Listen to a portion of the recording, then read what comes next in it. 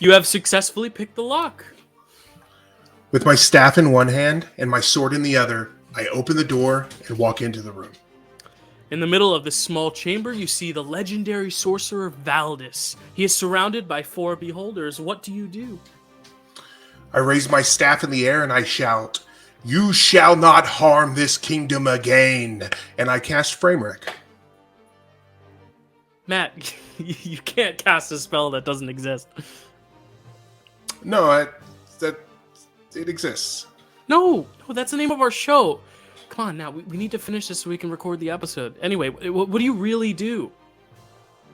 I cast Framewreck. Seriously, it's in the book. Which book? Pathfinder, 2nd edition, Advanced Player's Guide, page 237. What the hell? It is in here.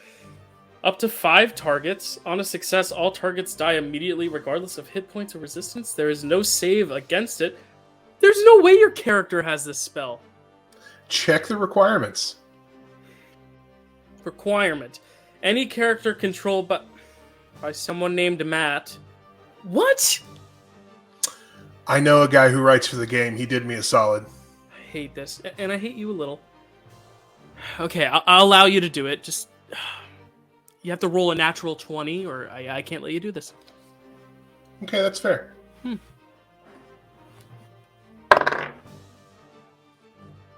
Framewreck. What a story, Mark.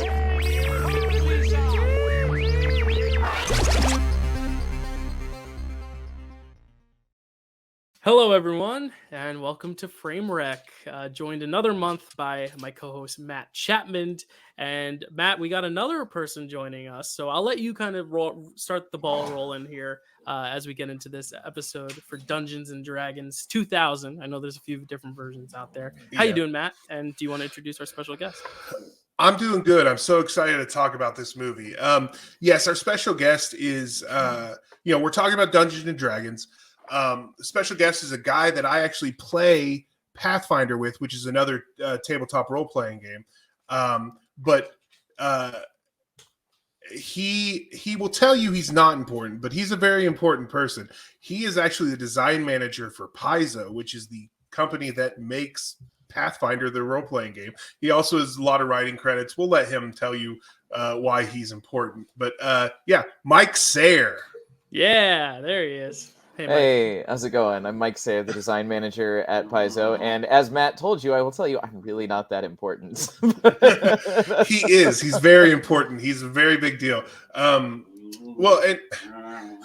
It is. I'm sorry if you guys hear growling. My dogs will not stop fighting each other, but playfully fighting each other. Anyway, sorry. Dogs isn't code word for children, right? It's really no. My children are snug in their bed. If they start fighting, I'll probably have to leave for a minute. But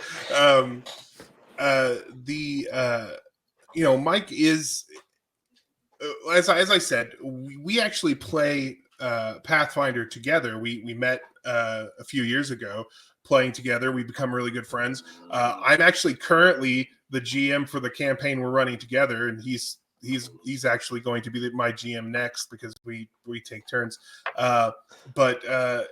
He's Mike. What kind of things might you have written that people might know about? So I was the design lead for the book Guns and Gears for Pathfinder 2nd edition, and that had the inventor and gunslinger classes in it, along with a few other things. Very recently here, we released the book Treasure Vault, which is a book packed full of magic items and things for players. I was the design lead on that, wrote a lot of that as well. We also have a commercial video for Treasure Vault out with a voice actress playing the kobold Pereperin and introducing you to the book and the setting. Wrote the script for that, was really fun. So and anything that comes through the Paizo design team for the Pathfinder role-playing game, I've probably touched in some way or another. I'm really excited about Treasure Vault. That video was great, and it looks like it's gonna be a lot of fun. What was that? There's another one that you guys just announced, or I think you guys have announced it. which one has the Tanuki in it? That's what that's the the one I'm Tian excited Sha about. books. We've got 2 new books on Tian Sha, which is a vast continent in our game world of Galarian that's pulls from a bunch of different Asian inspirations and mythologies and things like that. So it's 2 books, a character guide and a world guide. And they're packed full of all kinds of cool options for players and GMs alike, like a new Tanuki ancestry for people who want to play. I'm so excited to get to play a Tanuki. That book, not only does it look incredible, I'm very excited to own my own copy and probably play only the Tanuki forever from now on. The really cool thing, and one of the things I love about Paizo is that, like, how inclusive at least much of the design team are, because I know a few of them, and how on that book you guys were writing this Asian inspired book, and the number of people of Asian ancestry, of people Asian Americans and people of Asian ancestry that you got to come collaborate on that book.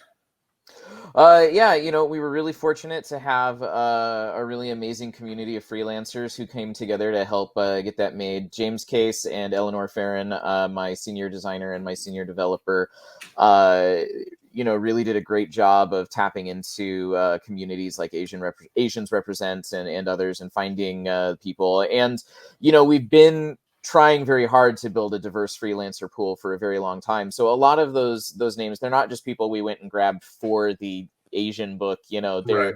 people who've been writing for us for a while, who have credits on quite a few books. And I think it's a really cool opportunity for them to kind of showcase something that is a field that they can be an expert in a way that I don't think any of us really can. So. Well, now we got to get my geek on about the awesome stuff that's about to come out. That's not why we're here, though. Today we're going to be talking about Dungeons and Dragons from the year 2000. Yes. Dyl, was this your first time watching this one? Oh yeah. This is my first introduction, kind of to the world of Dungeons and Dragons in itself. I mean, I've seen snippets of characters playing it on other things, like Stranger Things, for example. And I know a lot of my good friends have played Dungeons and Dragons and role-play games and all that stuff, but tabletop stuff. But I've never actually like dipped my toe into it. So like I'm kind of like the outsider perspective of this thing, and obviously we have 2 experts right here to talk about it, which I think is cool, but also probably not the best introduction to this world. But I think that's what makes it interesting. And I know we're doing this in the spirit of the new Dungeons and Dragons movie coming out, yes, I believe this weekend when this is airing. So, and that's getting good reviews. So it's interesting that we have like a whole spectrum here of movies to look at. But yeah, this was my first experience with this particular movie, and in a broader sense, kind of just the world of Dungeons and Dragons in itself. Yeah. I'm incredibly excited about that new movie coming out. My wife got the rare Friday off work, and so we are taking my 2 older kids and my wife, and we're all going to the theater and watching Dungeons and Dragons. I'm very excited. Very excited about that. Yeah. It should be noted, too, as we'll get into this movie, the new Dungeons and Dragons movie is Honor Among Thieves, and Honor Among Thieves is, in fact, a quote and a theme from the 2000 Dungeons and Dragons movie. It's said a number of times, Honor Among Thieves. I thought that was funny as I was watching it. I was like, that's the name of the new one. He said it. It's pre-fan service. Cue Leonardo DiCaprio meme. Right. All right. Well, before we get into just the meat of this movie, let's talk about the bones. Let's talk about where it came from. It's based on Dungeons and Dragons, the tabletop role-playing game by Gary Gygax and Dave Arneson. The movie was written by Carol Cartwright and Topper is his name, or her name, their name, Lillian, and it was directed by Courtney Solomon. How did it come to be, you might ask? It was actually been in development since the 1980s, the early 1980s. Originally, it was going to be a $100 million blockbuster with, Dylan, listen to this, the following directors attached. At some point during development, the following directors were attached. I'm gonna start from least blow your mind to oh my god, why didn't we get that movie? Stan Winston, Rennie Harlan, who made Die Hard 2, the worst Die Hard movie. Francis Ford Coppola. Okay. And James Cameron. Wow. James Cameron would have been. And this was James Cameron in the mid 90s. So right before Titanic, his movie before Titanic was going to be Dungeons and Dragons. And then it just was still in development for so long that he had to stop. And then instead he made Titanic and became a gazillionaire and won Oscars and is now allowed to make a movie only every 20 years. So was it Jeremy Irons who, when they asked him why he took the contract for this movie, responded, "I just bought a castle and I needed to pay for it somehow"? Yes, that is correct. I feel like if Coppola actually got to make this movie, it would have been a similar question, and maybe the response would have been like vineyard instead of castle. Right. Yeah. Yeah, this is very, very much like a blank check. Like, I need to make some cash. Yeah, like this is a job more than a passion project. Well, some people have a lot of passion in and for this movie. True. Yeah, and that's what's interesting too. That is true. Mike, you had seen this one before, right? Oh, I saw this in theaters the day it came out. I think I was a sophomore or junior in high school. Cool. Yeah, I went with my buddy Zach, who was like determined that this was going to be a good movie before we'd seen it. He was like, "I'm so excited. Yeah, we're going to go check it out. And it's going to be great. Everybody involved in this is great. Even Marlon Wayans went to like Juilliard or something like that. He's like, even Marlon Wayans is a classically trained actor. Everybody is going to be so good. This is going to be a movie that changes the world." And I remember watching his soul die in the theater, but yeah. Yeah, I there's a very similar situation for me. I saw it. I don't know that it was opening night, but it was. I saw it when it came out. Mike is like a week older than me, so anything he says about how old he was at these things, it's the same for me. So in the late 90s, they decided they were going to make it into a TV series instead, but TSR sold the rights to Wizards of the Coast, and they said, no, we're not going to do that. In fact, they threatened legal action if they did that instead of making it into a movie. And they said, you have to start production on the movie immediately. And this is just according to the sources. I don't know how accurate it is, but that is what they said, is that basically Wizards of the Coast said, you have to start this movie immediately.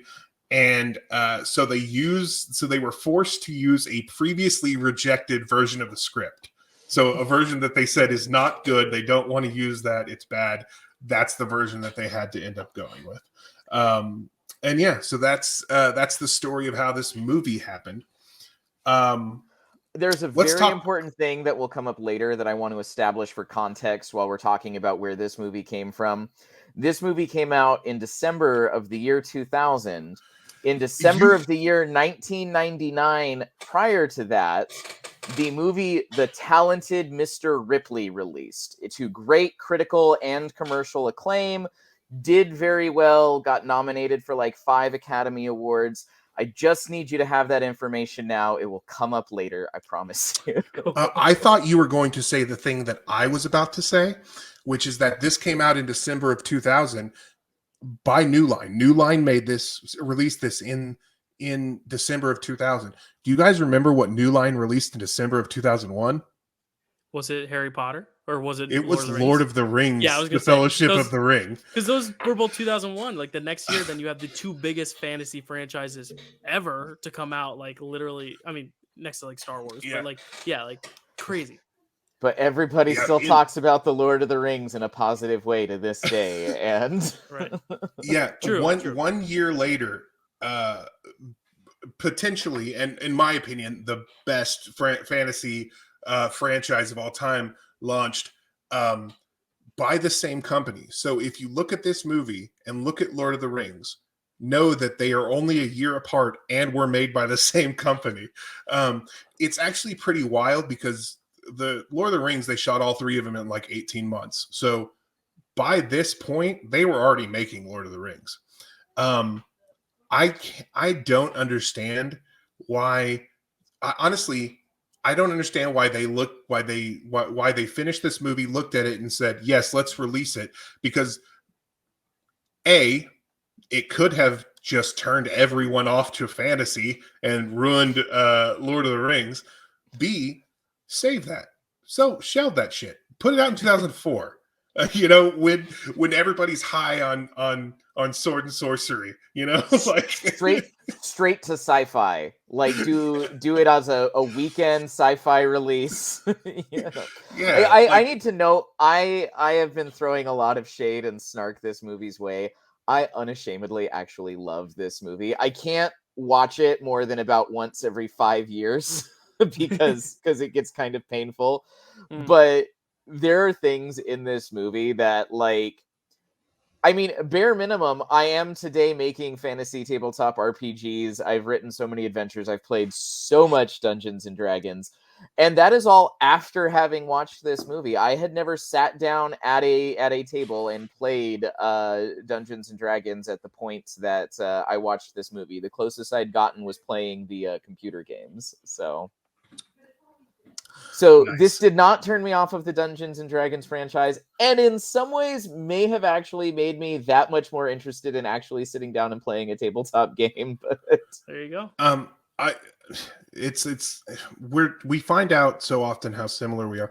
I had not played it either at this point. My cousins did, but my grandma had told me how evil it was and that kids were being possessed by their characters. God. That was the big thing back then, is that kids were being possessed by their characters and committing crimes. The satanic panic. I remember this little church comic book where, like, the evil dungeon master kills a girl's character, and she is, like, totally enthralled, begging him to return her character to life, and he denies her and casts her out from the group, and she commits suicide. I'm telling you, this was a church pamphlet about the evils of Dungeons and Dragons. It was one of the most messed up things I've ever seen, and is also completely inconsistent with any tabletop RPG experience I've ever had. Yes, that's true. The little that comic book, because I also read that same one. They were made by a guy named Jack Chick. They were called Chick Tracks. That's right. Yes, and they were little comic books that basically kids were like, cool comic books, and then they'd read them and they would be terrifying. They would be incredible. Like there was one where later, it was much later, obviously, because of Harry Potter, but there was one where a girl was so into Harry Potter that she started becoming a Wiccan, and then that killed her. There was all kinds of insane, like it's a scare. They when I think back to them, I think about the trauma that they caused me as a young man reading those little. They're basically like, what if the church did to manga what it did with Christian rock to music, right? Like... Yeah. Exactly. So yeah, that was also my experience. I hadn't played at that point. My cousins had, and then years later, it didn't turn me off to it either. In fact, yeah, I'm like Mike in this way that I unashamedly love this movie. It's not good. It's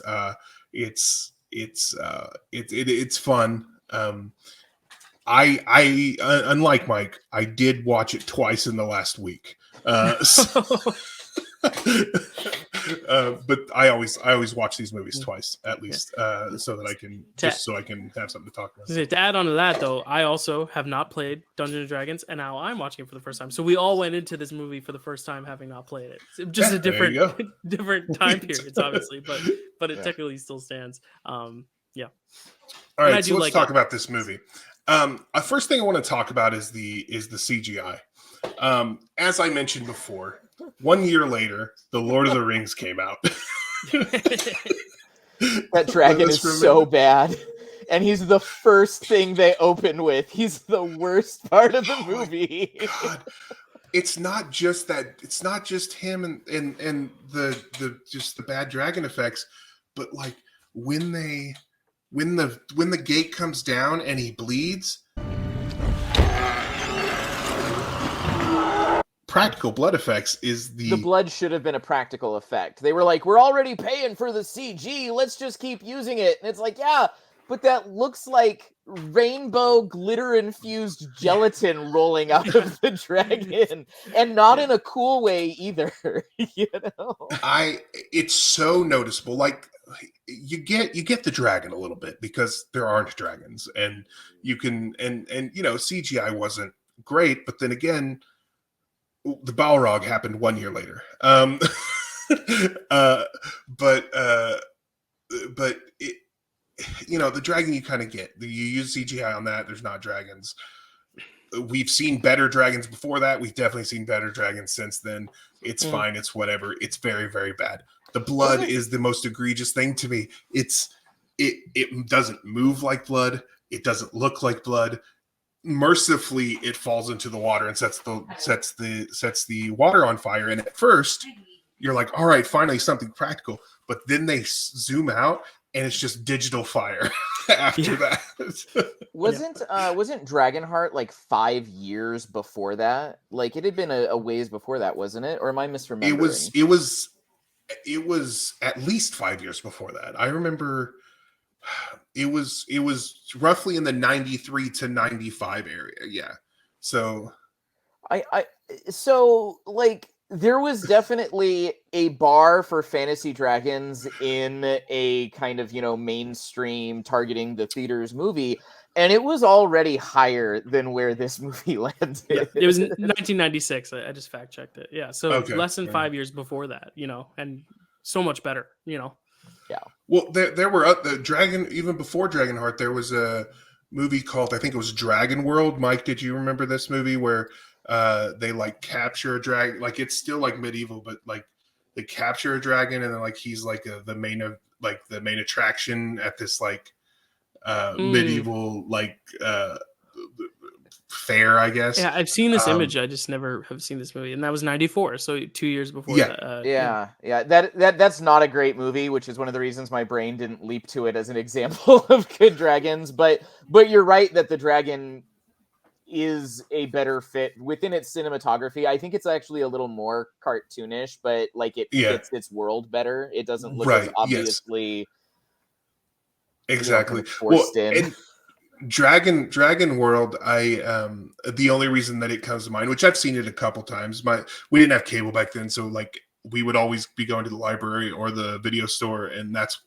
why I am as broken as I am, is that it was just movies all the time.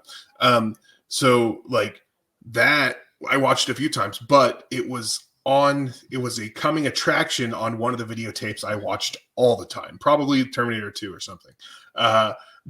So it was maybe now probably not Terminator 2, but something that I watched all the time. It was it was coming soon to video cassette. It was one of those things. And so I've seen the trailer for Dragonheart 1,000 times. And that's why it comes fresh to my mind. But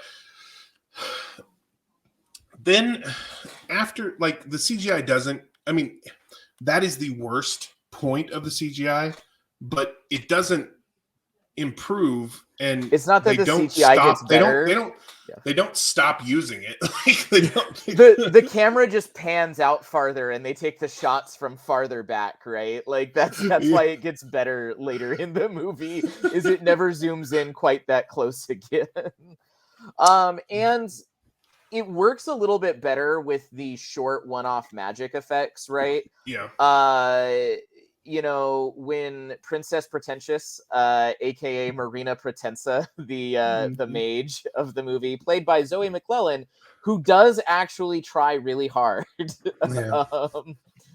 The little things like the magic rope spell and things, those actually work just a little bit better within the CGI, because they tend to focus on one-off splashy quick effects that, like, it's kind of okay if they look a little much, because they should, Mm-hmm.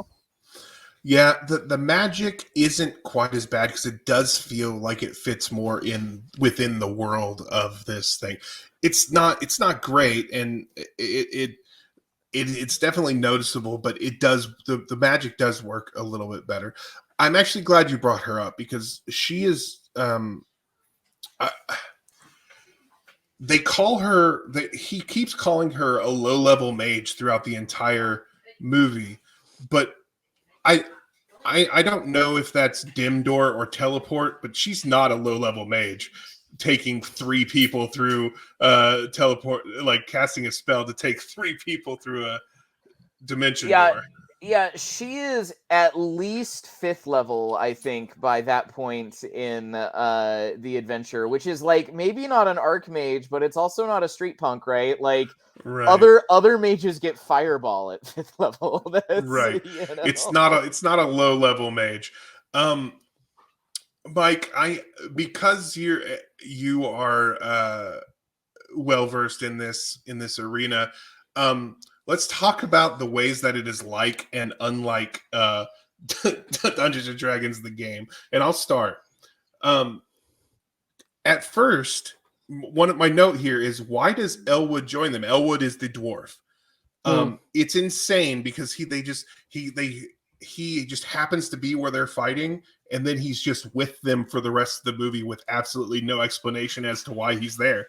And at first I was like, I don't get why is he there? And then at some point while I'm watching it, I go, no, that's pretty realistic to most campaigns.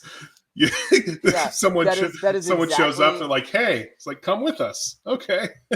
Yeah, that's exactly how every Dungeons and Dragons game goes. It's like, you've got a backstory? Cool, what is it? You've got a backstory? Cool, what is it? You've got a backstory? No? All right. We'll figure it out as we go, right?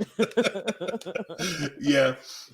So that was something that at first I was like, that, which, to be fair, it is poor writing. Like the fact that they just kind of throw him into that scene and then do nothing to explain why he continues to be with them for the rest of the movie. From what it appeared to be, he was a homeless person who was sleeping where they were fighting, and then he just left with them. You know, though, like, I've known a few people in my life who just kind of showed up one day and then didn't leave for a super long time, right? That's true. So it might not be great writing, but it actually might be one of the more realistic aspects of the movie. True. That's true. Both for games and not for games. And I think, Matt, also in comparison, we've been talking about Lord of the Rings. I think it's only fair to compare, like, that the way that group is thrown together is so purposeful and well thought out, of all the Fellowship getting together, that it's also like, this movie's almost done a disservice, because the very next year, like you said, like, a movie comes along that has a team up that feels natural, and really the only random ones are Merry and Pippin, who are like, we're here, we'll go too, but it still makes sense of why they're there. Right. Whereas, like here, it is kind of thrown together. But I like that angle and perspective of, it just shows up, sure, you don't have a backstory, tag along, we'll figure it out later. So like, I like that insight too, as a way of kind of mirroring life in a way. A thing that this is about Lord of the Rings and not Dragons, but you made me think of it. A thing that the movies don't cover that the books do, and it actually makes that make a little bit more sense. But a thing that the movies don't cover is that Merry is just Frodo's realtor. Like, the only reason he's there is because he was getting Frodo a house so that he could leave the Shire. Like, he was figuring him out a place to live, and Pippin is his friend, and they were looking for mushrooms. So maybe Elwood is Ridley's realtor, and we just don't know it. maybe. Yeah. So, Mike, was there anything else that while you're watching this, you go, wow, that's exactly or that's like playing a game, or wow, that's absolutely not like the game? So I think this actually was a legitimate different type of trap in a edition, if not several editions of Dungeons and Dragons. But when they go into Damodar's room, and there's just the sand pit trap in the center of the room that looks like the carpet.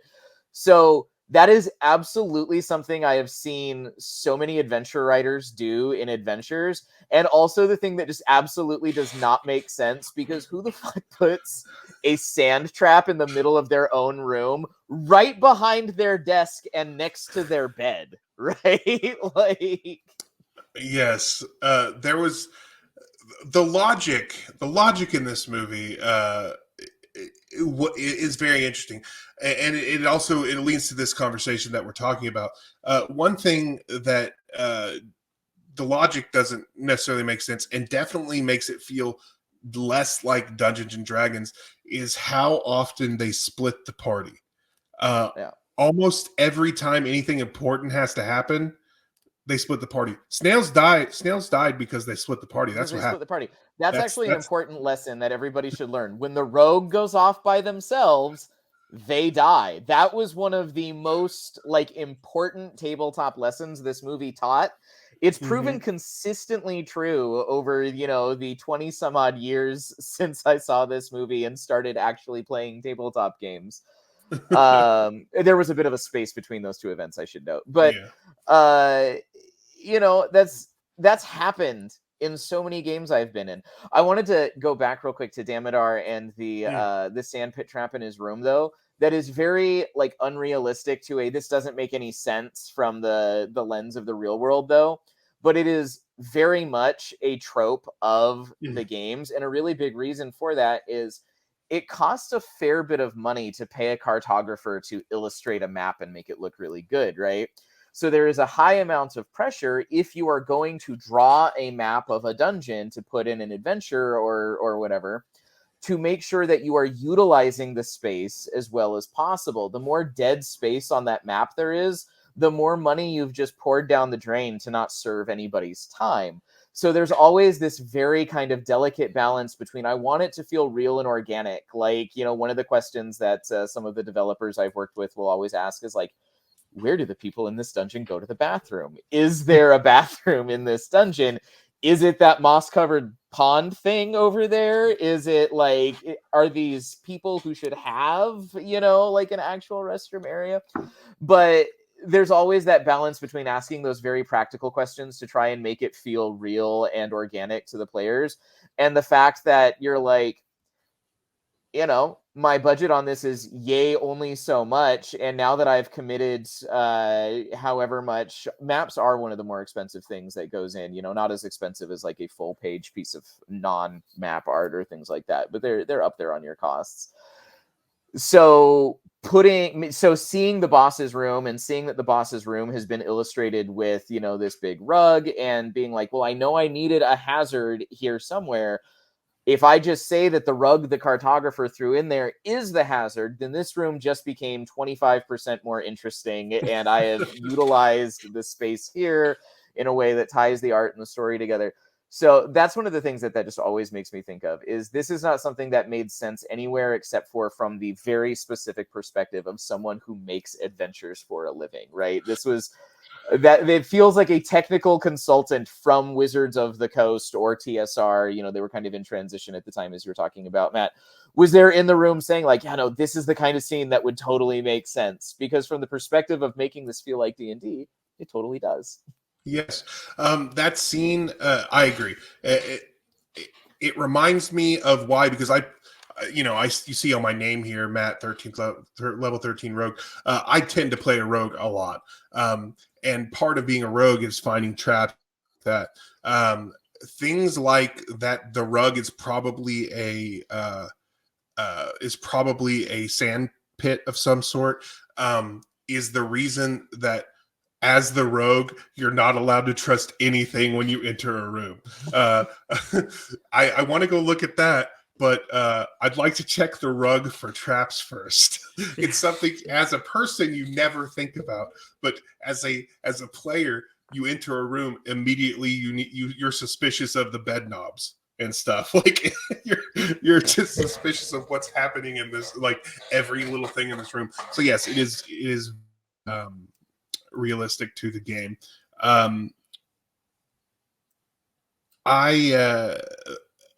It reminds me of the time that I saw a tapestry that was hanging on the wall but had fallen onto the floor, and went over and touched it, and it swallowed me. Well, it rolled up with me and with my character inside of it. Luckily, there was someone else in the room to get that tapestry off of me. Otherwise, I would have been creating a new character. See, that's what I would have done with that scene. Is Yes. I wouldn't have had the sandpit trap. I would have had a mimic treasure chest. We've already seen Damodar having the weird, creepy tentacles like coming out of his ears and into his body. We know he traffics with mages who deal with dark powers. There's no reason he couldn't have a pet mimic who just sits in the corner of the room looking like a treasure chest. He's never going to interact with that. It's not in his way. He's not going to accidentally fall in it when he wakes up needing to use the restroom in the middle of the night.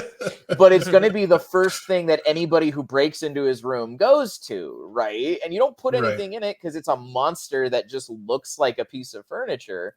Mm-hmm. I feel like that would have been a great way to play that. The mimic is a classic D&D monster. It would have made the whole scene make sense. And it still would have fit my earlier conversation about, but what did we get from the cartographer? Because cartographers also tend to really like to just draw random chests in rooms. Yeah. Well, I shouldn't say random. They usually look intentional to the room, but like furniture that you didn't ask for in the art order, but that appears in the final art in a way that the cartographer and artist make complete, Yeah. And I will always check that chest for traps. But take As the you should. gold element. But I back to Snail's death. Best actor in the movie, by the way. I know all the superlatives you gave me to prep for this were like worst X, but Marlon Wayans as Snails is the only person who checks all the boxes of knowing exactly what movie he is in, acting exactly the appropriate amount for that knowledge, and having a perfect character arc from start to finish. Actor who elevated material actually is one of the superlatives. So you got that one. He is great. He's not my pick, and I will tell you my pick here in a little bit. But he is one of the standouts for us. I actually have this written down. Where's it? Marlon Wayans and his physical comedy in this movie is kind of brilliant. There's that scene where they're all where they're in like the bazaar, like the shop, the marketplace area, hiding from the guy, Guild, right? And he keeps pulling that very small. He keeps pulling that very small piece of cloth over his eye as they're hiding, as though that's gonna. It's very funny. He's very funny. There, to be fair, and I do need to mention this. Apparently, one of the big criticisms of this movie was that he was playing a stereotypical negative version of a black character in this movie, and I think that's probably true. But as far as his performance, he's very, very funny. Yeah. Along that note too, I what's interesting is when this movie opened, I wasn't sure. I didn't read up synopsis of it, so I didn't know if it was like in the world of D&D. Is it going to be about people playing D&D? Is it a Jumanji thing of they are in the game, surrounded by real things that they would be playing in the game, kind of stuff like that? I would kill to see that. It's interesting because hey, there you go. Let's write it up. That should be the next Jumanji movie here. But it's interesting because the very opening, it's like all the stuff with Jeremy Irons and Bruce Payne, and like it's a very serious, dramatic stuff. To when it cuts then to Marlon Wayans and Justin Wallen, and the very next scene, they're like overlooking that very fake fire that's happening. I almost thought it was kind of like the whole they're playing the game and this is the game, because the tone, the difference in tone between the people who are like you said, Mike, understanding the piece and the tone of what this is, like Marlon Wayans. I thought it was like Marlon Wayans and his friend playing a game, and they were immersed in this world where like Jeremy Irons is very serious and taking it very seriously, to where it didn't feel like the same movie. And I went into this thinking that some actors were better than others, but now thinking of it in that context, who understands it best may not necessarily be who's putting on the best performance. And I think you bring up a good point. Like, I think Marlon Wayans understands what movie he's in, to the point where I was almost confused. I was like, wait, so this is still the same universe, or is this two people observing a different universe, or are they, real people from the present day in the fictional past universe? Like, it was very interesting at first trying to figure out exactly what the story of this film was, because it just kind of throws you in there, Yeah, we have the Jumanji thing. We should write that. Yeah, we do a thing sometimes, not with every movie, but sometimes we fix movies, like pitch it like this is how they should remake this movie or whatever. I think Dylan, you accidentally just gave us the better version of this movie that we didn't get, which was if those two characters were being played as though they were being played by someone else, and we knew that they were the player characters. Like that's a better movie, what you've just said, and that would have been really fun to watch. It would also significantly reframe some of my least favorite things, because like I hate it so much when Zoe McClellan says the names of spells as in-world puns. When she does the "I would have to cast a feeble mind spell on myself to be interested in you," I'm just like, no, I can't exactly explain why, but that thrust me directly out of the immersion I had barely attained at this moment in time. And I feel like if she had just been like a player at the table coming in, and I'm going to play the mage, and so of course I'm going to call it the feeble mind spell. There is an inconsistency throughout the movie that plays into this too. When she uses a recognizable spell and calls it by its name versus when she just says a vaguely magic sounding word and an effect happens. And I think that's one of the problems the movie really has, is it never fully commits to being one thing. And sometimes you have people in the same scene who apparently don't realize they're in the same movie together, as you were kind of commenting on, Dylan. Right. It's like Christian Bale and everyone else in Thor: Love and Thunder. That's a good comparison, because I feel like Jeremy Irons is playing the whole like, oh, I'm in this like really like medieval epic, like it almost feels like he's playing Saruman in Lord of the Rings. You know what I mean? Like it almost feels like I would love to see that version too, even though I love Christopher Lee. But like it feels like he's doing a real like legit like fantasy epic, you know, Shakespearean performance, and then you have these like other guys who are, you know, more comedically, you know, inclined, and it's just such a varying tone between performances.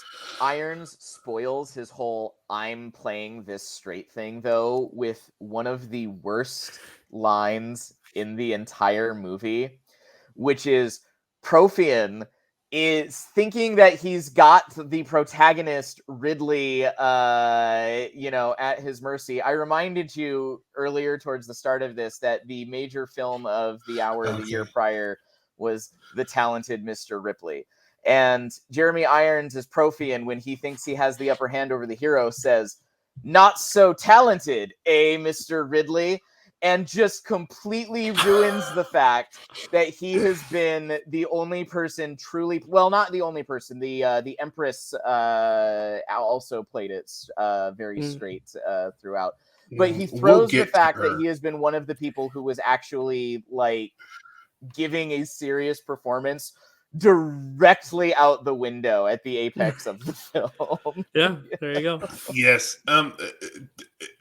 Jeremy Irons is very interesting because he plays so much of this like Jeremy Irons. Like there's so much of this where I'm like, through most of the movie, not through the beginning, there's just so much weirdness there, but like through most of the movie, he's definitely playing he's being Jeremy Irons, the Jeremy Irons we love. Like you can feel Scar, you know, for the Lion Yeah, King, you close your eyes, you hear it. Yeah. With the dragon army at my command, I can crush the Empress. Yeah, and there's just like you feel it, but then occasionally he'll suddenly remember that he's in a cartoon, and he'll way overact or he'll deliver a line like that. It's very interesting because his acting when it's on is fantastic, but there is an inconsistency with him where when it's not, it's just very cartoonish. You don't like that, do you? Good. I can use every ounce of your rage. Which is fun. It's fun for this I movie. always think of you're familiar with Futurama, and there is the Harold Zoid episode, and where he's like an old black and white film director who's going to make it big and makes like the worst movie ever. And there's a scene where he's like, "This is a talkie. You need to move more. What are you doing in the background? You chug some water." You know, just this like. absolutely, the scene cannot be allowed to be what it is. Somebody has to come run up and just snap the dial off, completely unnecessarily. Yeah. Do you know what would have made this movie feel more like a D&D session? And they kind of couldn't do this because of the way it ended. But if Marlon Wayans had, after they were done with all of this, if Marlon Wayans had come back, but as a different character, like they, Snails dies. Oh, that's sad. But who's that barbarian over there? And it should have happened almost immediately, right? Like you get no more than one screen break before he is back as a completely different character, and nobody ever comments on it. Nobody can tell that he looks exactly like Snails. Right. You know what, Matt? I wonder if James Cameron, when he left this project, still had that urge to bring that D&D nature to Avatar, and that's why you see Sigourney Weaver and Stephen Lang respawning as different versions of themselves, but still different characters in Avatar: The Way of Water. Maybe he was like, "Oh, I want to keep them in this, but they died, so I'm gonna have them come back." Maybe Avatar is just a big D&D. I mean, it's these people going into pods. What he really needed. These people going into pods and then becoming these fictional or fictionalized versions of themselves. Like one has superpowers, he can walk again. Like maybe Avatar is just a D&D movie and we just don't know it. Maybe. I you know what? Into I'm gonna rewatch them. Yeah, and it's what he really wanted. He's been chasing D&D all these years. That's been his goal. He's got to make 6 of them to prove the point. At the end of the 6th one, we'll see Sigourney Weaver just rolling the dice, like a break the fourth wall moment. Yeah. So, as I mentioned, because they broke the party, or because they split the party, I watched that. As I mentioned, I watched this movie twice in the last couple of days. But beyond that, I watched the scene where he dies at least 6 or 7 times. And here's why. I'm trying to understand why Snails died at all. He's running toward this opening in this like broken building or wherever they are, like this broken portion of the castle area. He's running toward this opening, stops and says, "Damn," and then just turns around and dies. And as he turns around, every side of him there is an opening that he could go through, but instead he stands there and waits until the dude comes over and kills him. I mean, I don't understand what happened. Right? Like, there was a good chance he would have broken one or both of his legs had he jumped. Like, when you see his body ragdoll after he's been stabbed, like, it's a good arc and flop down to the ground. And the ground clearly did some damage there. But I also think, like, knowing what he knew about Damodar up to that point, he might have tried to like shimmy, like go straight through the same opening he gets thrown through later and try to shimmy down the wall or something. I guess right? That's true. Yeah. I did feel like he got brave at the worst possible time, which, to be fair, also something of a D&D-ism. Right? That's true. Every dungeon master or game master who's run enough of the games is always like I thought I couldn't have been more clear about the fact that this was a story moment and they were supposed to run away from this bad guy, but then they turned and fight it, no matter what clues I gave them that they were not supposed to fight it.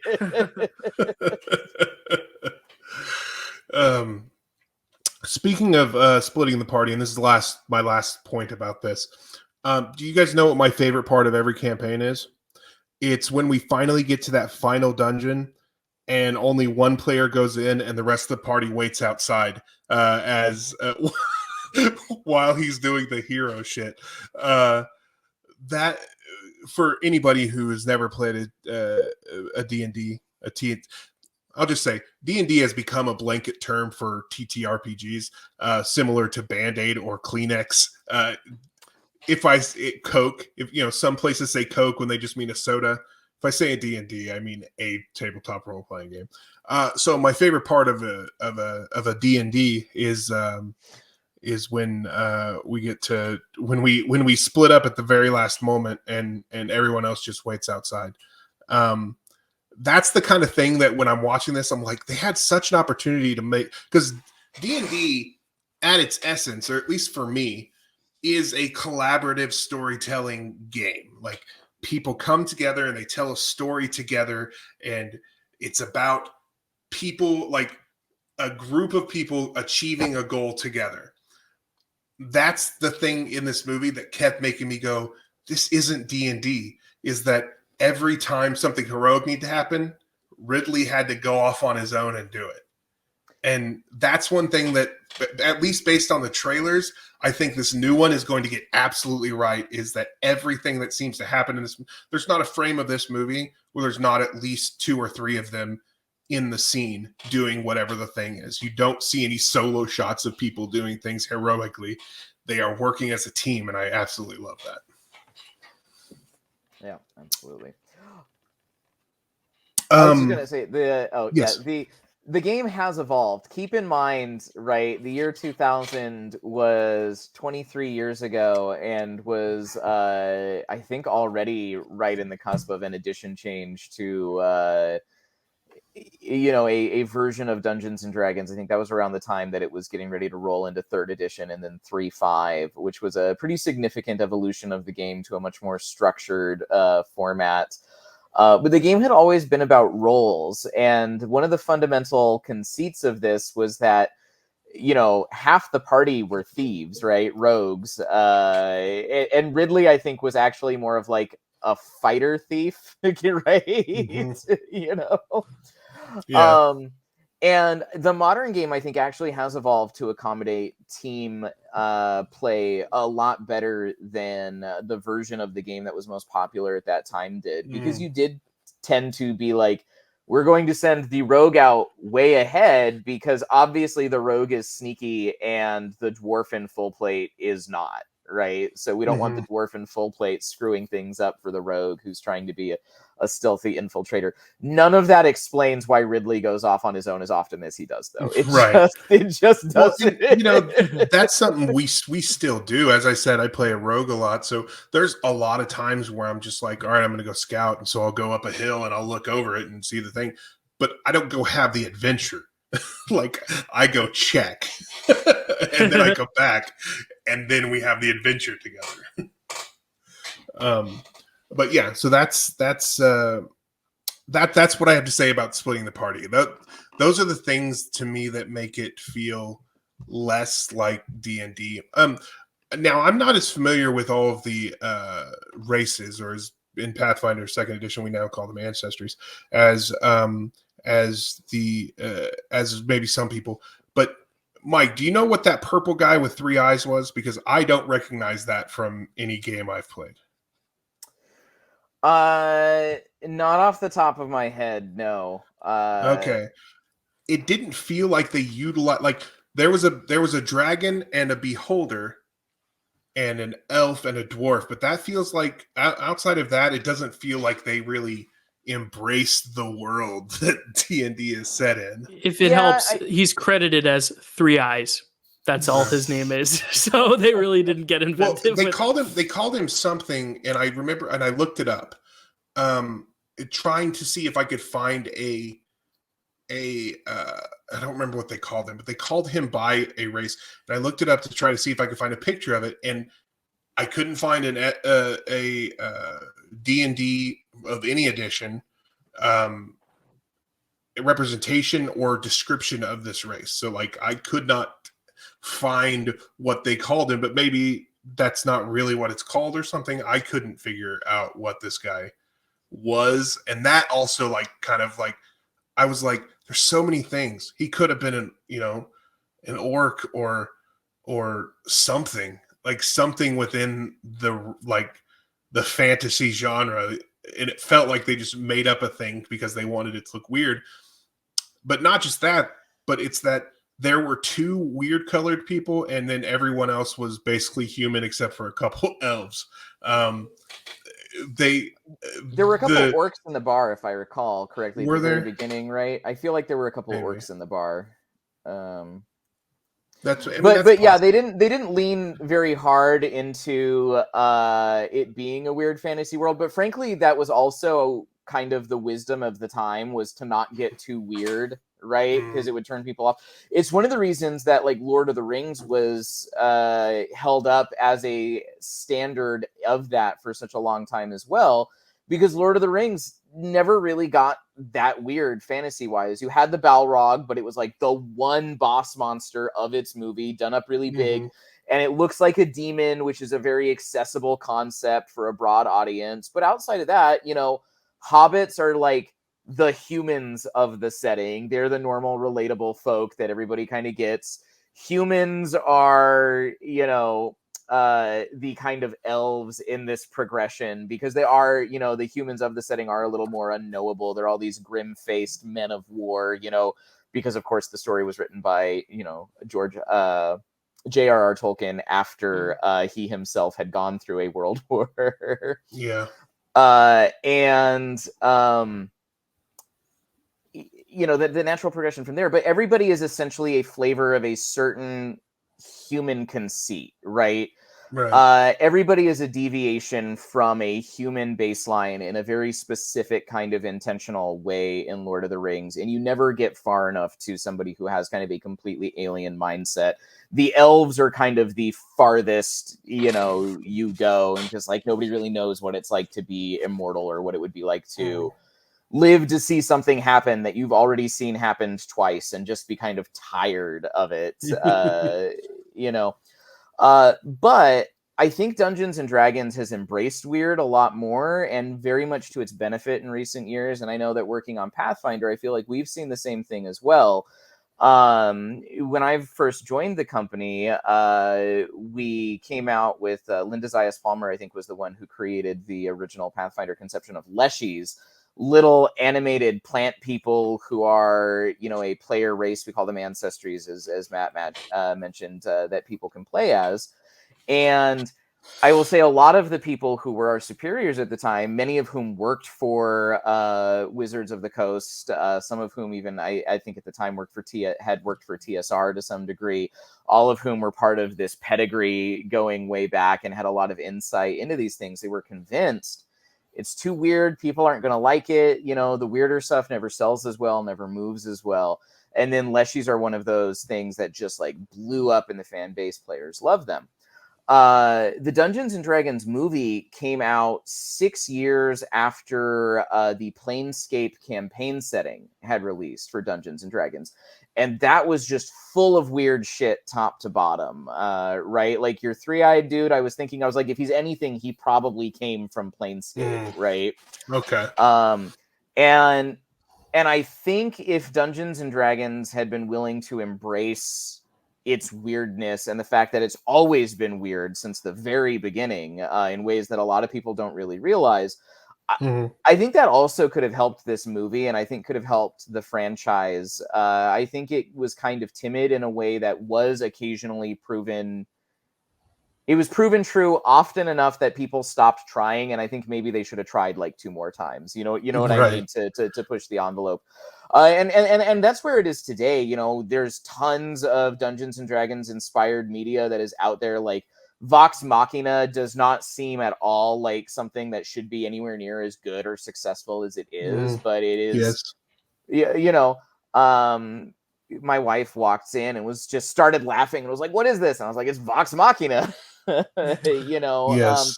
It's very and good. There's only like one human in that party, and then there's a Goliath, and then there's a halfling bard who's screwing everything that moves, and there's a half elf, and there's a bear. You know, I think when Dungeons and Dragons embraces its weirdness and accepts it as just like a core part of the DNA, I think the franchise always kind of stumbles into unexpected success. There's 2 half elves because Vax and Vex are you're right. Twins. Yeah. But for anybody who doesn't know, Vox Machina is a show on Amazon Prime, which is based on the Critical Role their first campaign. Critical Role is a D&D actual play show on Twitch and YouTube. And Vox Machina is an adaptation of their first campaign. So everything you see in that, it's an animated show. Everything you see in that is based in D&D. Like it's all Dungeons and Dragons it's a Dungeons and Dragons campaign essentially. So little lore note here. Vox Machina actually started as a Pathfinder campaign, which is why it has a gunslinger, because Pathfinder had gunslingers, D&D did not. And it also has a cleric of the Everlight, and the Everlight is the goddess Sarenrae from the Pathfinder game with the serial numbers filed off, because while it was still a Pathfinder game, that character was a cleric of Sarenrae, our goddess of light and redemption. I watched a lot of that first campaign that they did on Critical Role, and they still called it Sarenrae, even after they switched to D&D.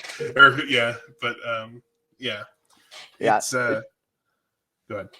Oh, I was just going to say 5e was kind of a more popular system with bigger name recognition. It made a lot of sense that they switched systems, and then it rocketed them to superstardom. But I just had to note, it actually started as a Pathfinder game, and a lot of the cool little details came from kernels of the Pathfinder game.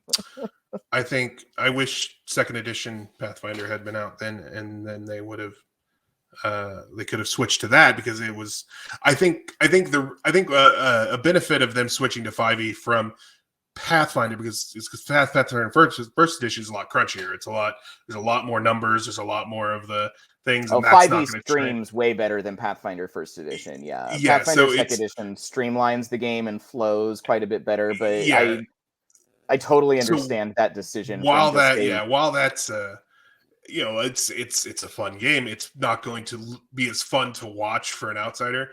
Second edition, though, streamlines in a similar way, and so as a Pathfinder person, it would have been nice if that had been out when they did that, so they could keep playing Pathfinder. Anyway, I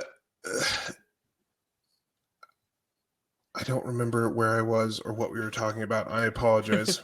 What else makes this movie great? I was gonna say I could talk about something I really like about this movie, and I think it's everything that's not CGI in terms of design. Like, I think the practicality of the actual sets they built practically are kind of cool. Like, I like I don't know how much of the actual like the swinging blades back and forth, I don't know if that was practical or CGI or whatnot, but like a lot of the locations seem like they have a little bit of zhuzh to them, a little bit of inspiration, and I think that's with a lot of movies from the early 2000s. The practical stuff looks better than the animated stuff, aside from like Lord of the Rings, which it all looks good, but even like Harry Potter and Star Wars, you see that like the practical stuff here I think is still fun enough to where I was like, oh, I like living in this world. It's just when it's CGI, it's more like I love laughing at living in this world, whereas like when it's actually practical and everything's practical, it's like the costumes are good, everything's like solidly put together when it's not CG, which I appreciated.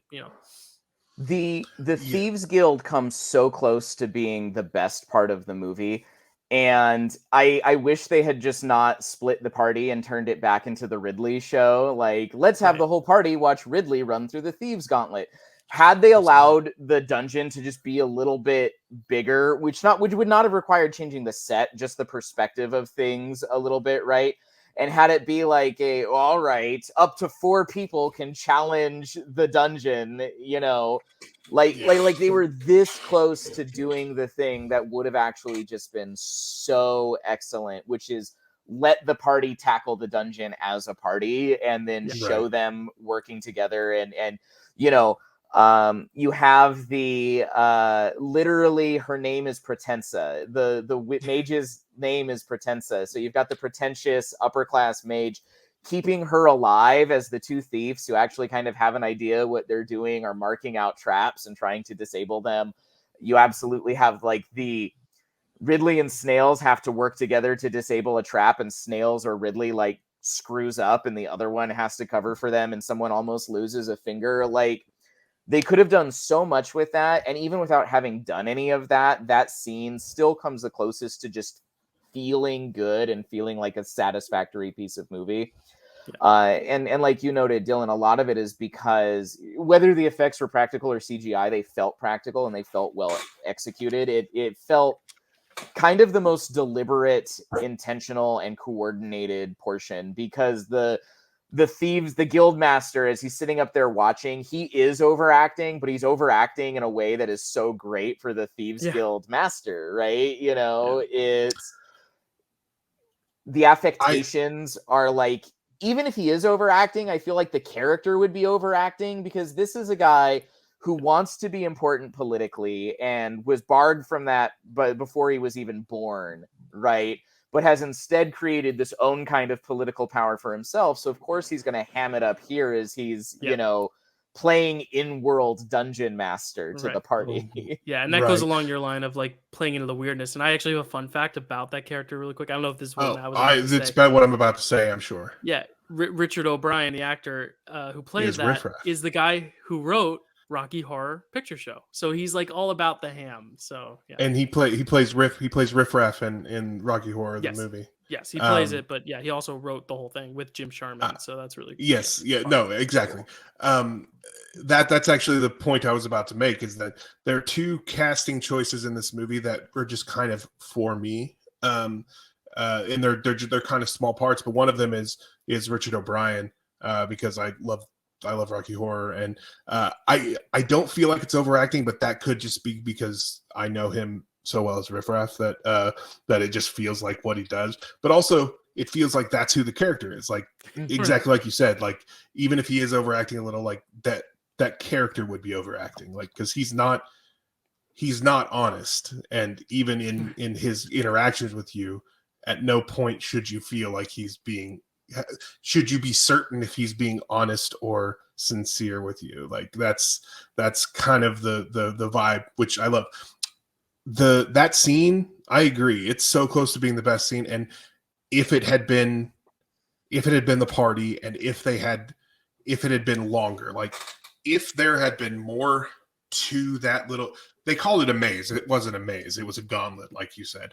But if there had been more to that gauntlet, everybody had been there, it had felt like an actual like dungeon crawl, it would have been so perfect. But as it stands, it was really fun, and it was fun to watch. It just was so short and such a small part of the movie that ultimately it's almost a disservice for giving you this hope for what this movie is going to be, and then isn't.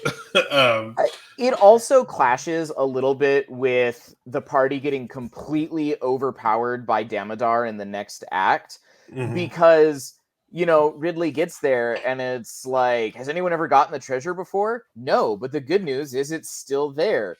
Okay, so this entire Thieves Guild full of people, many of whom were pretty rough-looking customers, all of whom were significantly older than Ridley, all of them in their prime have never been able to get the dragon's eye. Right. But Ridley is the one who goes in and like scoops it up, but then can't even lay a finger on Damodar in the next act. Damodar like casually and with an almost bored air blocks all of Ridley's attacks in the next act, slaps him across the face, grabs a sword by the blade and sticks it into him and twists it around a little just to show him how much he owns him.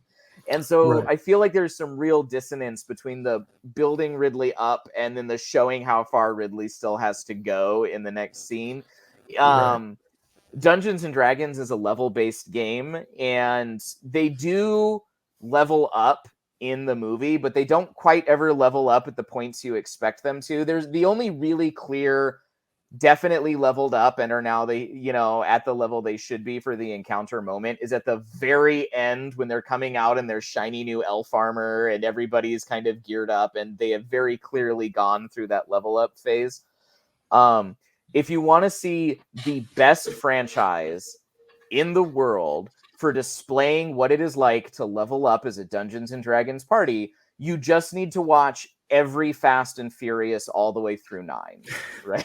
Because it's good. They start out with a perfectly normal, as these things go, story. All of their challenges are easily within the realm of like, I believe a relatively built dude with some experience driving fast cars and doing things could pull some of this stuff off, to eventually like jumping a nuclear submarine over a jet and then surviving a free fall without a parachute from like orbit, right?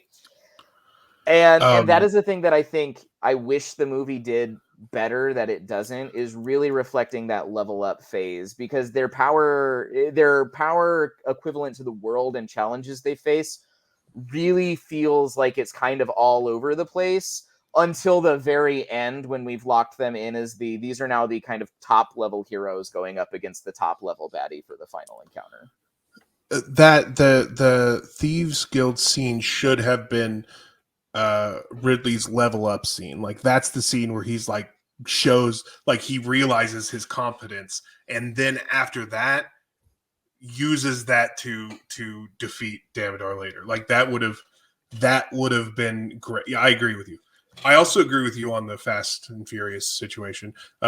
In the trailer for the 10th one, Dom knocks 2 helicopters together with using only his car. So, and you don't get that in the first one. Also, John McClane, he levels up every movie as well. True. Yes, that's true. And John Wick, the John thing. Yeah. Does John Wick level up, or do they just show more of what he's capable of? That might be it. Yeah. He didn't need any level. He was always there. It's just, yeah. I think he started at 20, and then they just, like, the initial challenge were all lower level enemies, right? Like the entire Russian mob. The top guy here's can't be more than 7th level within his car, right? Right. Well, I think John Wick doesn't level up. John Wick, again, was at level 20, but has been slowly losing hit points through each movie. And that's why it looks like he's leveling up, is because he's still so competent, but he's really close to going unconscious and having to do some death throws. Yeah, there's no healer in his party, so it's been straight running the movies with nothing but natural healing from rest. Yes, exactly. I remember the thing that I was going to mention earlier is that with Snails, after Snails dies, but at the end of the movie sets up a sequel actually really well, to the point where both times I watched it this week, I got to the end and was disappointed that sequel doesn't exist. Like, because yeah, you get to this movie and it's not great, but it's fun and it's whatever. But you get to that ending and you're like, okay, it seems like they're about to go on a D&D. Like, that's the first point in this movie where it truly feels like they're about to go on a D&D adventure, and then the movie ends, and I'm like, God, I want that movie. I want that sequel. And there is a sequel, but it's not that. Well, yeah, by the time they did the next Dungeons and Dragons movie, no one was willing to come back for it except Bruce Payne, right? Yeah. So for some inexplicable reason, I think it's Dungeons and Dragons Wrath of the Dragon God has Damodar and no other character from a character who died. Is it? Right. Yeah. So we get to the end of that, and it's I like that ending. It's like, okay, there it is. So that ending does make my wish that Snails had just become that Marlon Wayans had just been a different character not work, but I'm willing to get rid of that ending to make that happen. But yeah, it just makes you want to that sequel. Before we get into our superlatives, Legends is getting a sequel based on the non-theatrical ending where Will Smith's character lives. So we live in the world where anything could happen. Maybe now that Honor Among Thieves seems prepped to do so well as a new D&D movie, maybe Marlon Wayans is going to be like, you know what? I'd actually like to finish Snail's story. Hey, I don't know if I've seen it. Maybe Honor Among Thieves is a sequel, and we just don't know it yet. Oh, shit, yeah. Snail's in there.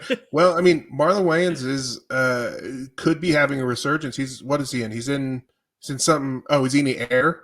Air, the Michael Jordan movie. New, he's in Air. Ben Affleck directed Michael Jordan. Yeah, movie. he's about to have a big movie come out. So maybe this is a resurgence. Maybe let's talk, Mike. Yeah, and he's going to be in the next. He's going to be in the next season of the Chucky show on Sci-Fi too. So who knows? Nice. Call Marlon Wayans. Tell him we need a sequel. We need the Snails cut. But. Before we get on to our superlatives, anything else you guys want to talk about that's great about this movie? I think the superlatives could open the door for some more. Yeah, Okay. I'm good. So let's start with worst actor. And I need to start this because I've got things You to and I say. probably have the same person. We picked, might but all have the same because there's one person we haven't mentioned yet. Well, I don't know. We mentioned the character, but not the actor. Okay. Can we all say it on 3 and see if we say the same name? Well, hold on. Let me preface this just a little bit. We keep talking about what happened the year before and the year after. 1 year before this movie came out, Yep, we have the same one, Matt. 1 year before this movie came out, a small film called American Beauty came out, and the young woman, the young actor in that movie, gave an incredible performance. That movie was just full of incredible performances, but her performance was so good in that movie. Matt, 1 year I'll take later, it even further. Can I take it even further back to Yes. 1994 or 1993 when she played the young girl in another magic-related classic, Hocus Pocus, as well? yes, I just that want to too. put that more context. So we've also seen them in a fantasy realm, which is And she was in a movie good called context. when Mike and I were kids, long before Dylan was born. She was in a movie called Now and Then with a bunch of really great child actors who became really great adult actors, and she was great in that as well.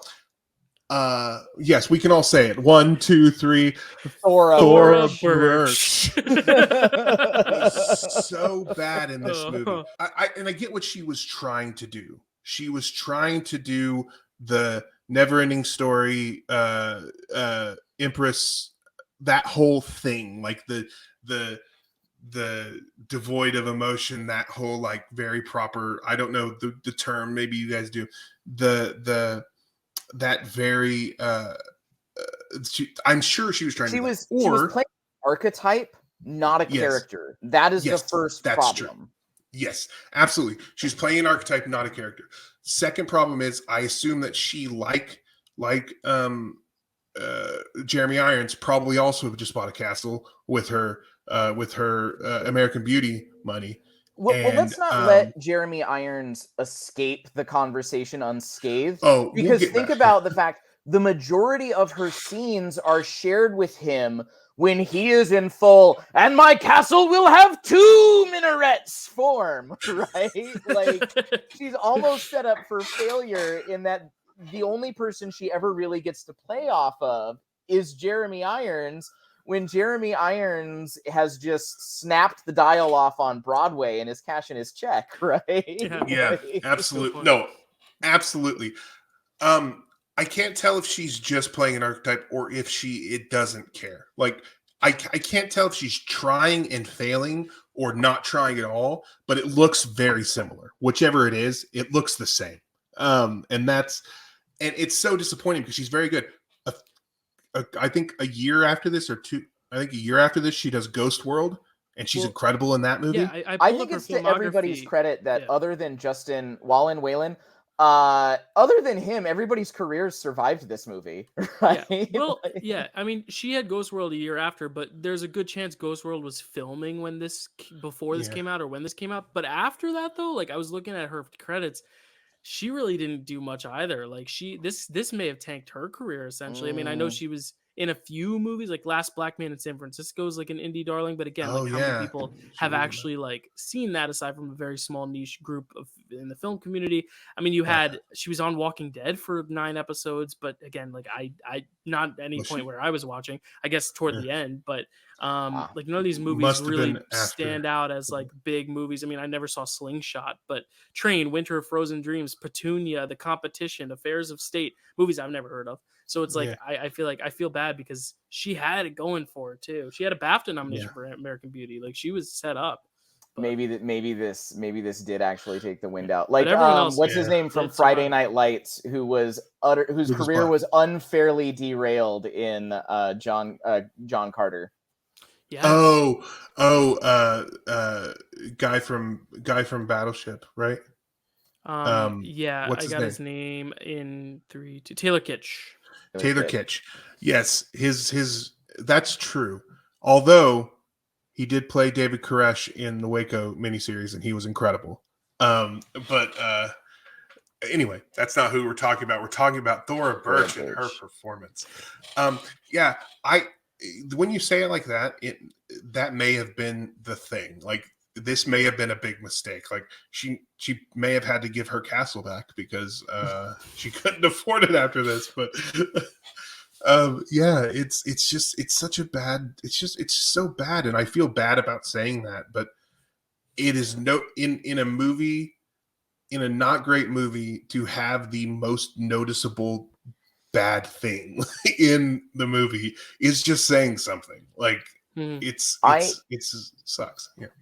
I strongly wonder to what degree it was even her fault, right? Sure. Like, I feel like based on the rest of the movie, there is a very real possibility that it was the writing and direction that let her down, because we know what she can do from the other movies she's been in. She's always shown that she has the capacity for both range and subtlety, and she has neither of those things in the character of the Empress. And the Empress is just so this forced archetype of, let's take the most pompous aspects of Amidala, and we're going to marry them to, the Neverending Story, which was very intentionally much more stylized than the D&D movie is, right? And was supposed to read like a fairy tale story. So the characters weren't really supposed to have natural sounding dialogue, right? And the character is kind of flawed from the get-go, because you have this whole kind of, yes, she's emancipatory and she wants to move to a democratic society and make the people, have more control of their own destinies. She wants to break this magocracy where the mages run everything.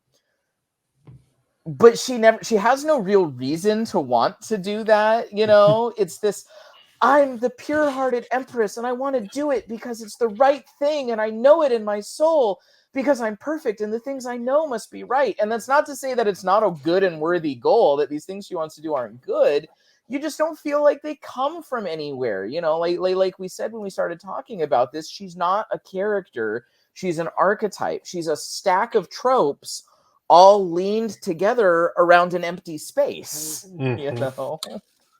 Yeah, you hit the nail on the head. That's absolutely it. That's absolutely. Okay. Let's move on to let's move to worst line of dialogue, and I'll just go ahead and tell you guys, dialogue's not terrible in this movie. I don't have one. Like, I think Mike pointed out the only one that I was considering anyway already. Yeah. I don't have one either. I just have a general one, whereas anytime they bring up the rod, they make it almost they push it a little bit too far to where it sometimes feels like an innuendo, but it's not, to where it lets the audience question just a tad if it's an innuendo. Like, I will give her the rod and she will hold my rod. They will get the rod. He wants the rod. Like, some of the deliveries, I was like, it was teetering. It made me chuckle, and maybe that's just my brain, but it made me chuckle a little bit, to where I was like, maybe, I don't know. That's the way I said it. I don't know. I did mention mine earlier. I will say Elwood has some lines that are not great or well executed, and I don't think it's as much his fault as, again, I think the direction in this movie probably hasn't gotten enough scrutiny. I agree. I think a lot but of he it has is the I need a stout 350-pound dwarven woman with a beard you can hang on to. Well, he makes the most obscene gesture you've ever seen, and the character of Elwood in general, like, collectively should get the worst dialogue trophy. I agree. Go ahead. I was going to say, but if you're not going to give it to him, it's the line that Profian says, where he says, "Not so talented, Mr. Ridley," because it makes a mockery of the whole film. It, as someone who for a living has to create books, fantasy books for games like Dungeons and Dragons, the Pathfinder role-playing game, this tabletop RPG, and some other tabletop RPGs as well. If I saw that in a turnover from a freelancer, I would be giving them feedback that says this Easter egg is inappropriate because it doesn't have any relation to the story we're telling. Nobody in world would get this, so you're breaking the fourth wall, and you're not breaking the fourth wall in a way that brings any value to the show, that increases people's immersement or enjoyment. It just tells the audience that you care about this movie as little as they probably do by this point. You know, it just shows a lack of respect for what you're making. And I've kind of noted that before. It feels like about 75% of the people involved in the Dungeons and Dragons movie came in trying to make a serious fantasy film based on a well-established franchise. And then the remaining 25% were Monty Python fans with just enough power to influence everything they touched without the leeway to go all in, as one must if one is going to go full Monty, right? Exactly. So if it was 75-25 the other way, it might have been a better, it probably would have been the same problem, but it might have been a better movie. If it had been all one way or all the other, it would have been a better movie. But yes, you're absolutely right on that. Yeah.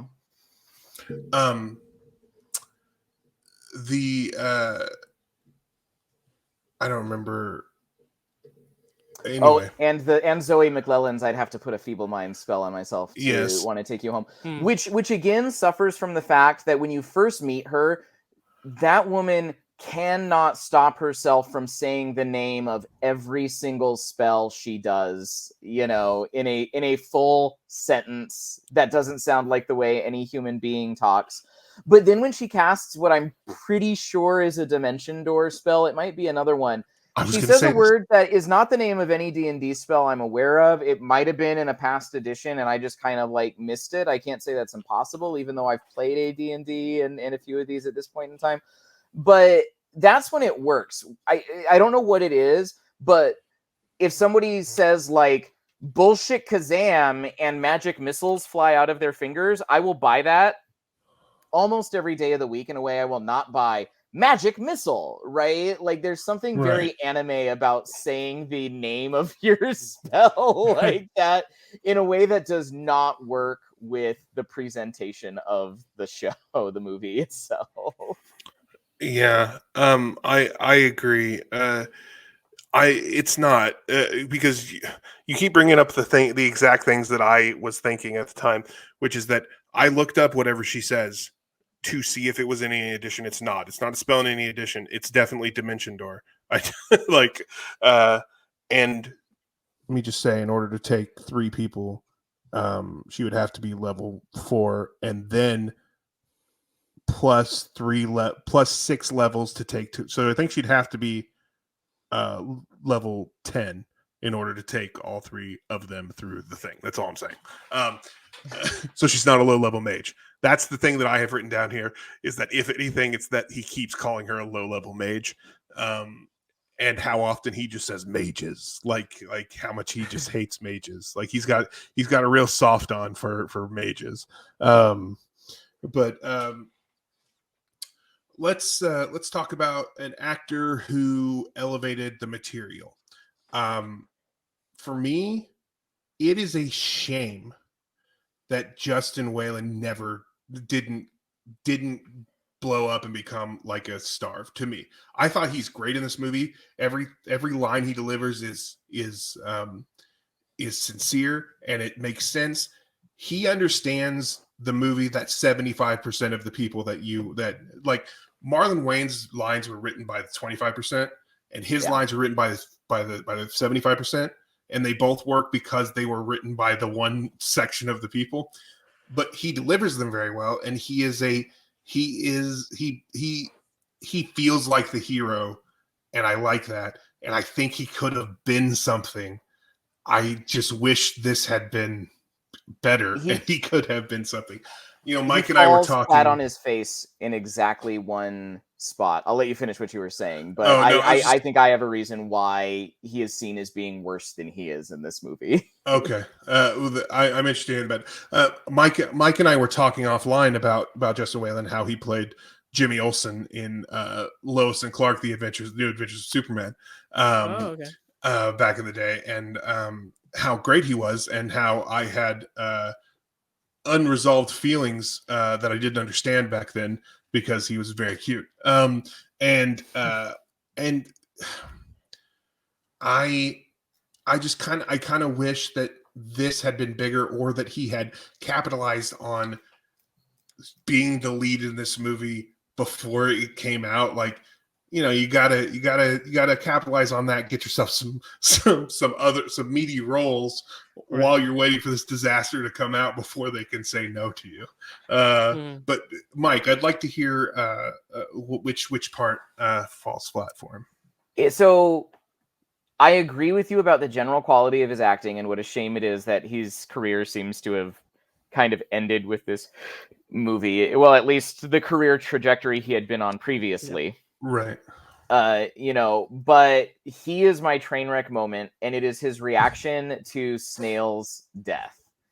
Because he goes for the Oscar. He does the Snails! No! And he doesn't pull it off. Yeah. He just doesn't. And it's the fake tears too that they put all over his face too. Yeah, he doesn't look like he's really crying. The emotions are not what they should be in there. He, like, the falling to his knees, there's just too much of it that doesn't fit the moment. And part of it is the timing. Because, like, I'm not sure we can be entirely certain that Snails was dead immediately after being stabbed in the back, right? But instead of rushing forward to try and save his best friend, who has already saved his ass at least once up to this point, he falls to his knees and goes for the Oscar scream. And then Damodar casually tosses Snail's body through the giant opening where it falls a couple stories. And so the composition of the whole scene just doesn't come together. Some of that is, I keep noting that I think the direction in this movie had serious issues.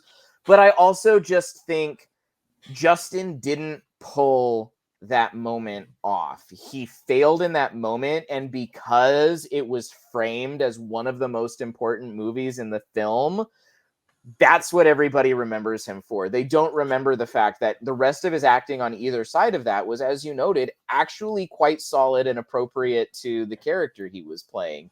Yeah. He failed when it counted most in a movie that was itself also a failure, and I think he's really kind of taken an unfair amount of heat for what really comes down to one scene in one moment, you know? I will say that I do think that is as you noted, down to the direction, because yes, we haven't really talked a lot about the direction, but the direction is bad. I mean, there's not a lot you can point to except for when you can note it like this. So I think that comes down to direction, because not Dylan's an actor. He can tell you not every attempt is going to be the perfect one. No. But that's why there needs to be a director there to say, whoa, let's tighten that up a little bit. That's why for the stage you have months of rehearsal, and that's why for the screen you have a few minutes of rehearsal, and you can have multiple takes. It's like a totally different way, Yeah. So. And the director should say, let's take that down. Let's live in that moment for a second. Let's do whatever. Let's not we're not going for the let's turn off the Oscar juice. Let's He was never on the table to begin with, guys. Not go full soap opera. We're not going to go full soap opera. Like, the director needed to get in there and tone that in. And I think if he had done that, Justin could have delivered a really great reaction to that death. But that's not what happened. So, yeah.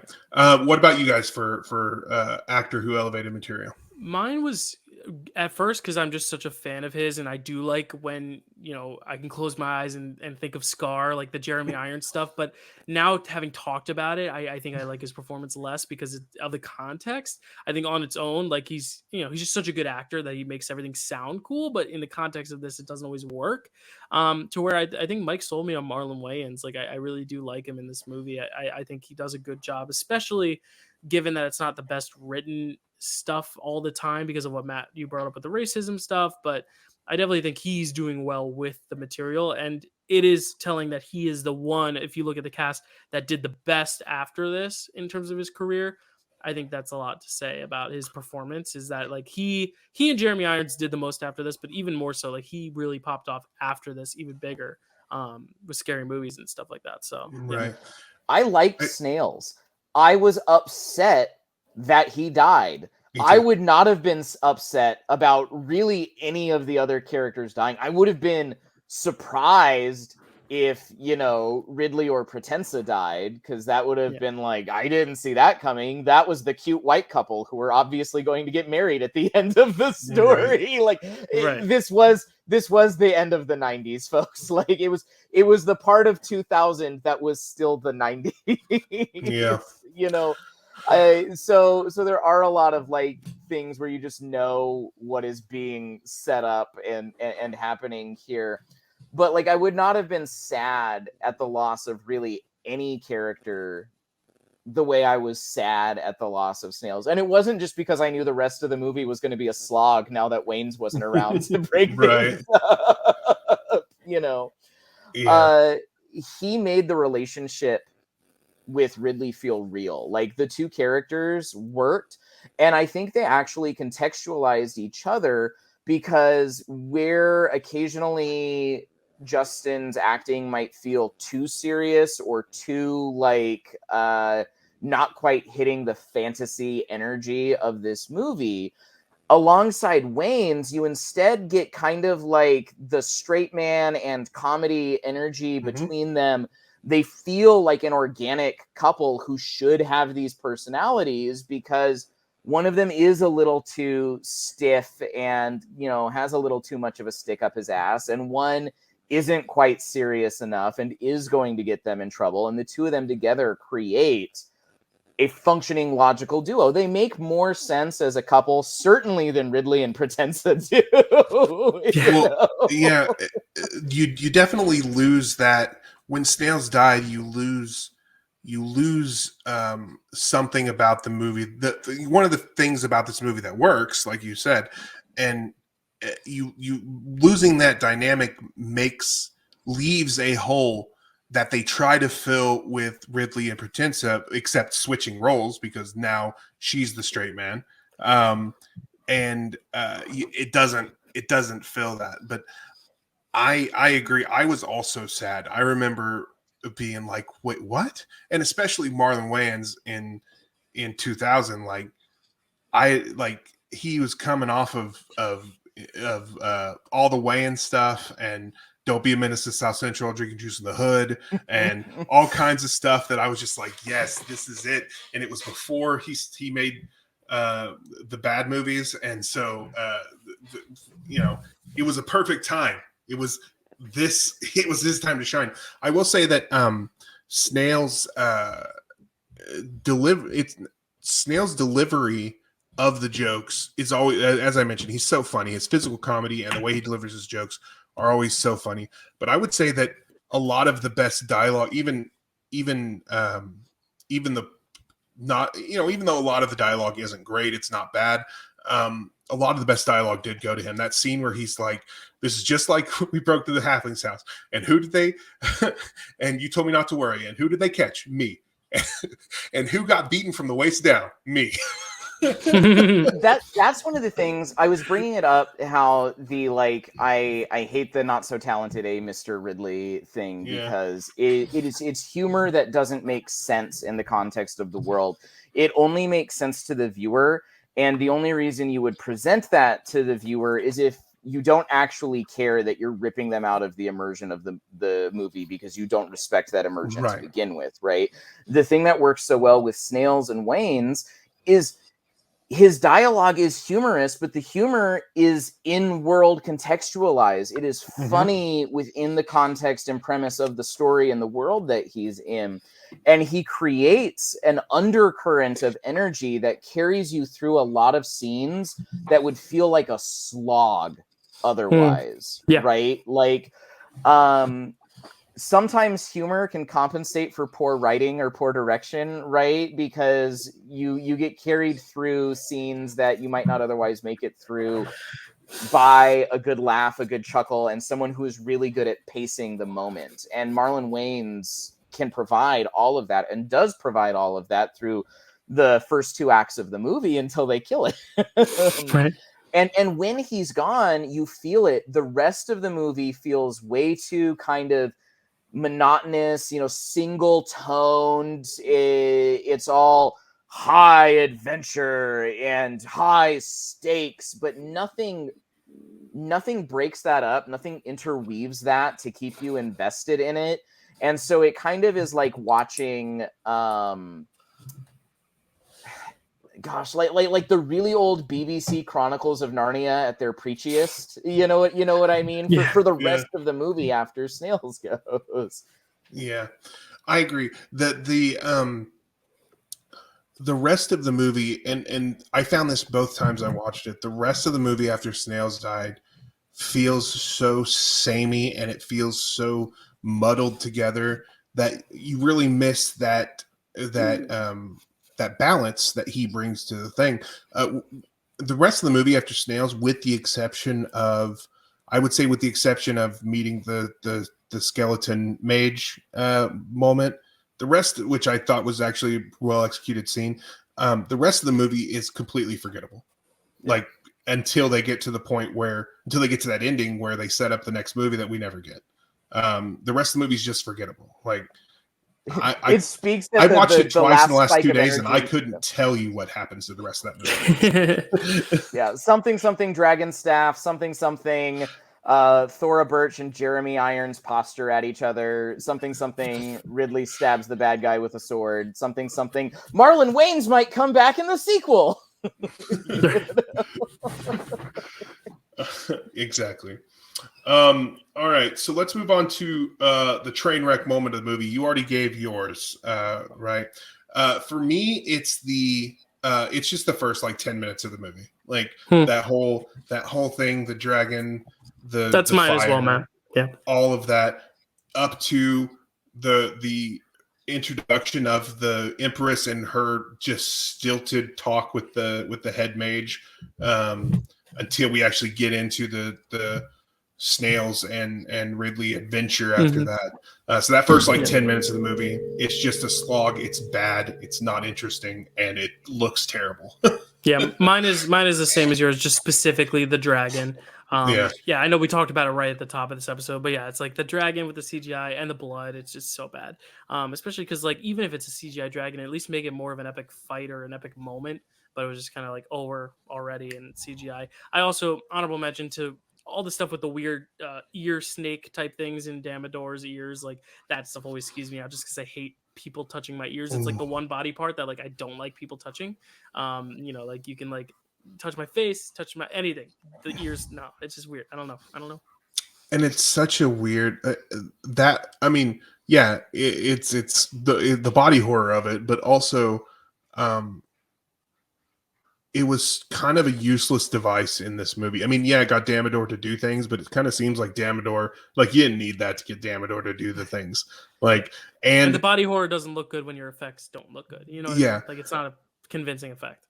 And you don't really need to have ear suckers biting people's faces if you have the techniques with your actual weapons to get them to talk. Like it was really a weird device to use.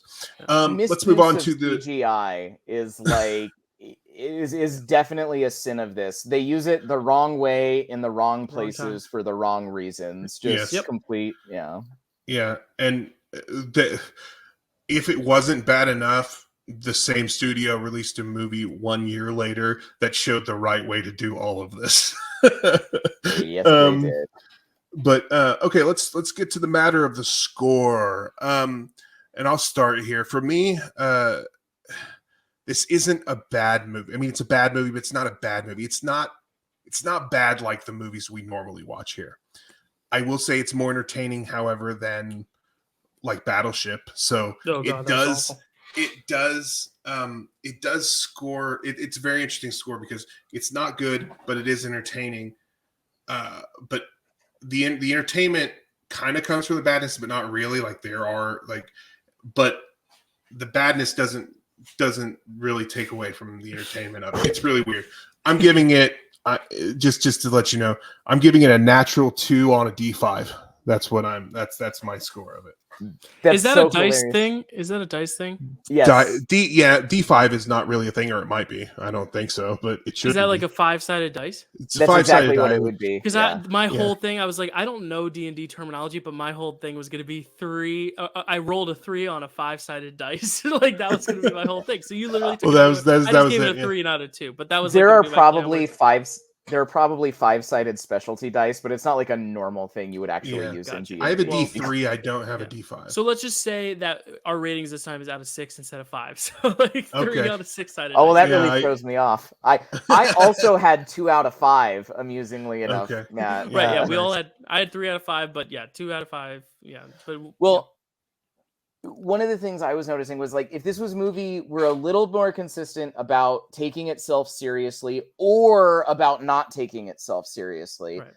And there wasn't obviously at least one person involved at the creative level who intentionally treated the film like a joke. I think this could actually go all the way up to being a 4 out of 5, following the, like you mentioned, Matt, the like so bad it's good art, the Sam Raimi film energy, right. Well, more like the Sam Raimi show energy than the Sam Raimi film. But when I say Sam Raimi films, I'm not talking about like Spider-Man. I'm talking about like Evil Dead, you know. But the problem is it doesn't hew to either of those things enough to do it. Like it doesn't play itself so straight that you are amused by it as a result because it takes itself too seriously. And it doesn't poke enough fun at itself for it to win on that route. So for me, it's like 3 was never in the option. Like if it had done one more thing right in the way it balanced itself, it would go all the way from 2 to 4. But it just doesn't have enough consistent direction to do the so bad it's good or the so corny it's good or any of those kind of redemptive things. Right. Well said. Yeah, exactly. That's exactly how I feel. So it comes to Mount Trashmore. This is not going to be on Mount Trashmore. For anybody who knows or who doesn't know, Mount Trashmore is our Mount Rushmore of bad movies. What do we have on there right now, Dyl? We got The Room, we got Birdemic, we got Troll 2, Plan 9 from Outer Space, the 4th one. But either way, this is not making it on. I don't think. No, this doesn't make it. I mean, it's even if it were a little bit more bad, it's good. It doesn't touch like the bad and good of those other ones at this point. So for me, it doesn't make the. Though the CGI Birdemic and this are not as far off as you would think. That's true. They're shockingly close. However, there is a gap in years that makes it more okay for this movie than it does for Birdemic. And we still owe you guys a Troll 2 commentary, which we're going to. We're going to do that this month, but we're going to do it next month because just we're going to do it next month. Cool. Okay. Well, that just brings us to announcement for next week or next month. And I say week honestly because our plan. We gotta do it quick. Our plan is to do the Super Mario Brothers movie, the original 1990. It was 1990, I think. Yeah. Super Mario Brothers movie. But when we planned that, I did not know that it comes out next week, the new Super Mario Brothers movie. So it'll either be done in the nick of time right before the new one comes out, because the new one is also, they're releasing it on Wednesday, not a Friday. So it's literally boom, like right in the middle. I think it's like the 5th instead of the 7th, because normally if you're watching this 3 years from now, you don't know what we're talking about, but the 7th is a Friday, April 7th, but they're releasing it on April 5th. So it's even earlier than Friday. Like we could have gotten out by Friday. So it might come before or after the new one comes out, but it'll be a companion. We'll get it to you. Honestly, not getting it out before it really affects us, not really the person watching it anyway. Yeah, but I'm going to try to watch it before the new one. So I at least have that perspective. Just like I watched this one before the new Dungeons, even though this is going to be coming out the same day the new Dungeons and Dragons comes in, which is, I just want to say one thing about, I am excited for that movie because I think it will understand the tone of the overall game more. Even if I don't know the game's tone as good as y'all, like I think it'll understand the tone more. At least from the reviews, I feel like it will, and I think the team camaraderie aspect will be a lot stronger. At least I hope. I'm very excited about this new one. So excited. Friday can't come fast enough, or it has for the people watching this. But for me, here on Wednesday, I can't come fast. This is airing Friday, so I'm gonna air this for early Friday. So like tonight, if you're going to see Dungeons and Dragons, you may have seen it last night, but Yeah. I don't know. Okay, Mike. Where can people find you on this internet?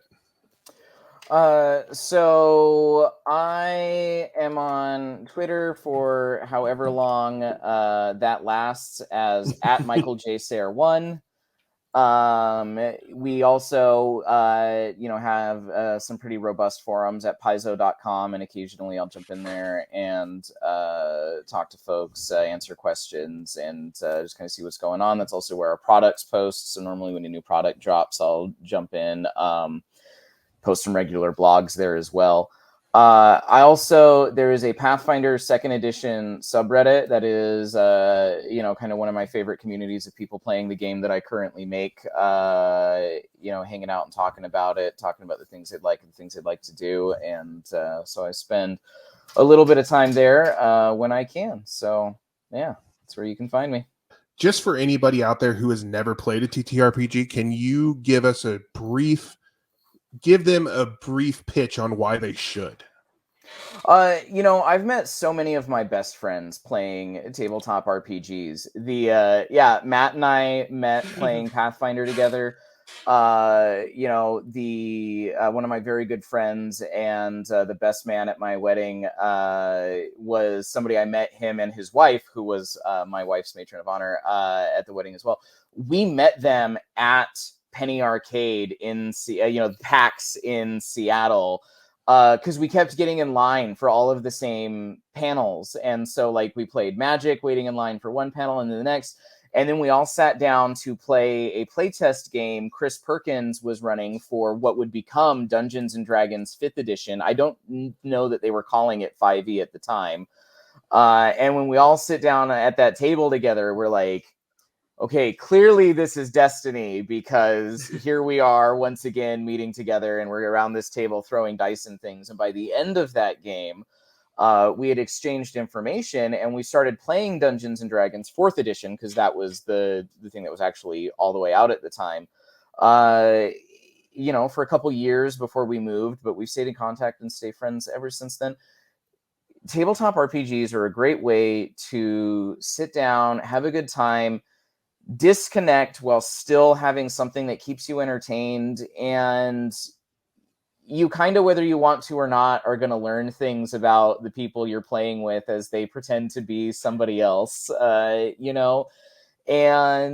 that may mean that there's some people where you go, I don't need to associate with you anymore, but then you're going to find the people who you get to know in a way that you might not without this kind of social excuse to be a little weird and have fun, throwing math rocks and things. And that's the big thing for me, is the connections that come from tabletop RPGs for me have been connections that, cover the last 20 some odd years of my life and most of my favorite people. That's awesome. Well, I'm sold. I'm definitely sold. Thank you so much again, Mike. This is awesome. Yeah, really awesome. Yeah, thanks so much for having me, guys. Yeah, of course. Matt, anything else on your end? You can find me on Twitter sometimes. Pull that up for you. Actually, really anywhere on the internet, wherever mats are sold. Yes, Yeah, there. I'm pointing at the MattmanXIII. Letterboxd. I sometimes write reviews. Often, I try to write short reviews just because it's fun. So sometimes it'll just be a word. Yesterday, I saw 65, and my review was a 3-star review that said enjoyable, because that's really the best I can muster for that movie. Adam Driver is really the only reason to go see that movie, just so everyone knows. And I also saw Creed, and I did not review that, except I gave it 4 stars. So I review things on Letterboxd. I make lists on Letterboxd. I tweet occasionally on Twitter, usually movie stuff. So follow me there. Yeah. And you can find me at Dylan_Randazzo at Twitter and or Letterboxd. And of course, here at the Dyl Pickle Movie Network. And this is now on podcast form, so you can listen to it, come and watch it on video, and vice versa. Otherwise, that was Dungeons and Dragons. We'll see you next month. What a story, Mark.